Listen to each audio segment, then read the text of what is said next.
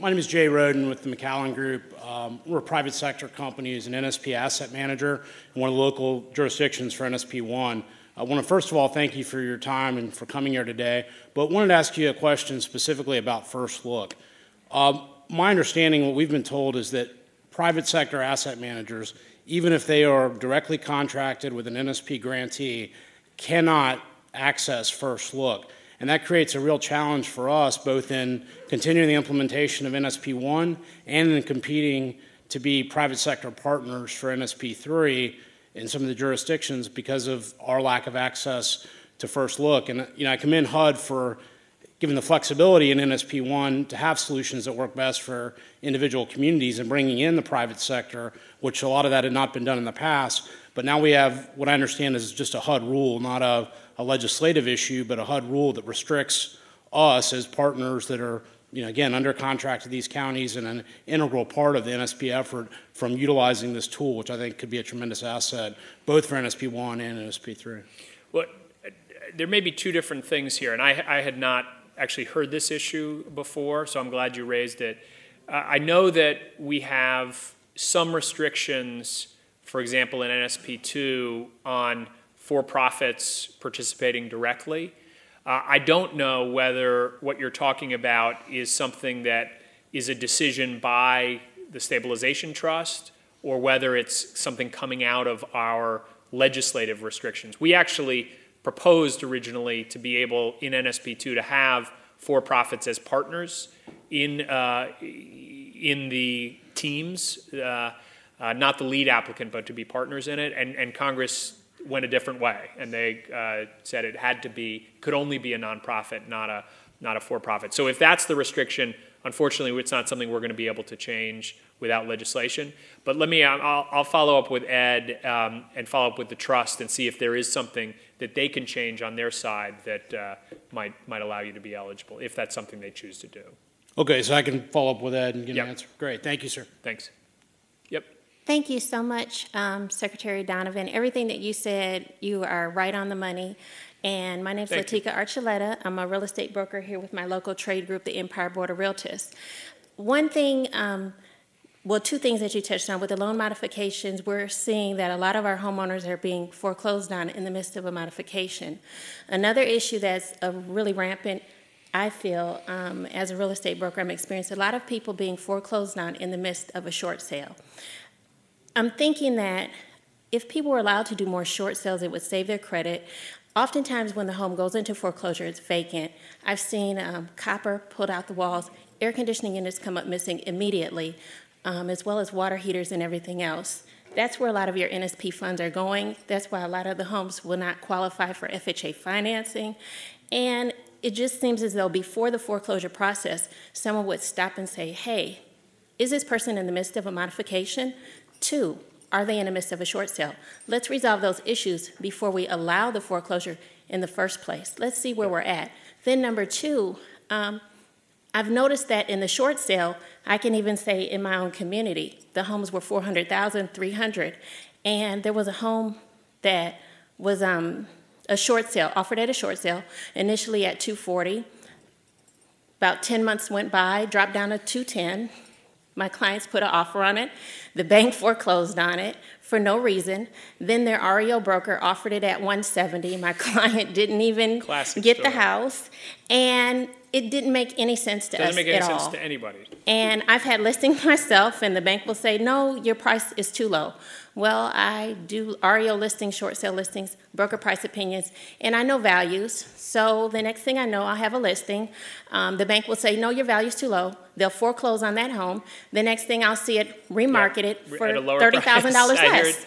I hear this story all the time. And look, two things I would say. One is, in the short run, we need to encourage, and that's what we're doing through incentives, through trying to match the second liens with the first liens. We've got to do everything we can to accelerate the ability of families to do short sales, because it just, as you said very eloquently, it's nuts. It doesn't make sense for anybody, for the bank, for the investor, for the family, for the community, for the broker. So absolutely accelerate. But the other thing we need to do, this is just an example, in the longer run, we got to build a different system. this is an example. And the reason why this is happening so often, you've got, just the owner of the first lien is probably a conglomeration of all these different tranches, the hedge funds and all these others. Then you got a second lien typically, and it is almost impossible to make rational decisions given the confused structure of the securitization trusts that were out there. And so going forward, we have to create a single coherent set of standards on servicing and require everybody to play by these rules. And that's why the president fought hard against a lot of resistance to create a Consumer Financial Protection Bureau. As of July, the Bureau gets stood up, and it will have the power, and we're started working on this already, to create a single set of clear, strong servicing standards so that we make sure going forward that we don't have dual tracking. That's what it's called when you're working on a modification and you get foreclosed. We don't allow it in FHA. If you're working on a modification, you got to stop the foreclosure. So we could apply that to all servicing across the board once we get these rules into effect. So that's critical. Thank you so much. Sorry, I have just a few more minutes. Okay. I want to be respectful of other folks. Thank you for answering my question. Thank you. Mr. Secretary, thank you very much for today. In your speech, you asked us that we would do you a favor and let our legislatures know about what we need. So I want to ask you for something related to that. We all understand that really until we get mortgages moving, NSP money can be spent once and then it's dead. It just stays there in rental. We need mortgage product, and we all understand that the 10 and 20% down will not invigorate the first-time home buyer. This is what we're about as a group. We want the first-time home buyers in there. We also understand that the uneducated home buyer, through your counseling, can be a savvy buyer and does not get ripped off. But the uneducated home buyer without your counseling is the prey of the predatory lender and is the big cause of this mess. What we need from you is if you could get us information on how home buyer education is a compensating factor that would allow banks, regulators, and yourself to make our higher LTV loan so that we can show that these are justified and safe and secure through the issue of home buyer education.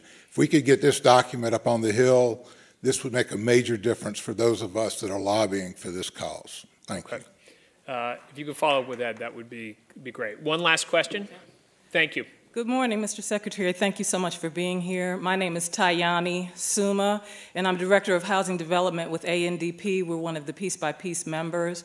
We're also a nonprofit that received NSP 1 work in several different local jurisdictions, and I wanted to touch on something that you addressed briefly in one of your earlier comments regarding using leverage and finding other sort of sources of debt to bridge some of the NSP funding in an effort to deal with some of the cash management and cash flow issues that we face as nonprofit developers.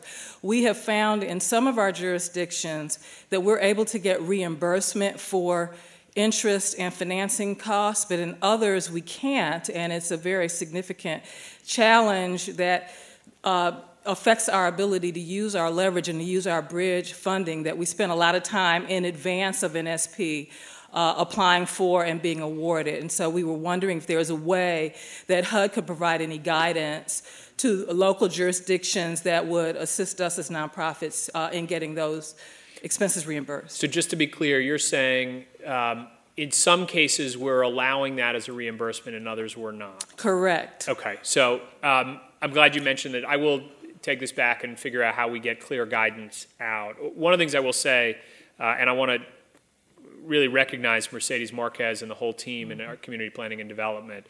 When NSP 1, there were clearly a whole set of ways that we had restricted the program that made it less flexible.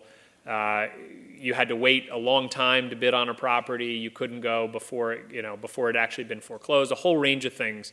And so she really listened. I did a number of sessions around the country with her to sort of figure out how we could make NSP more flexible, and we've made a lot of changes in it since we came into office that I think have really helped it be a more flexible tool. I think part of the result of that is that as we've made changes, we may have some jurisdictions that aren't as up to speed in our own shop as others.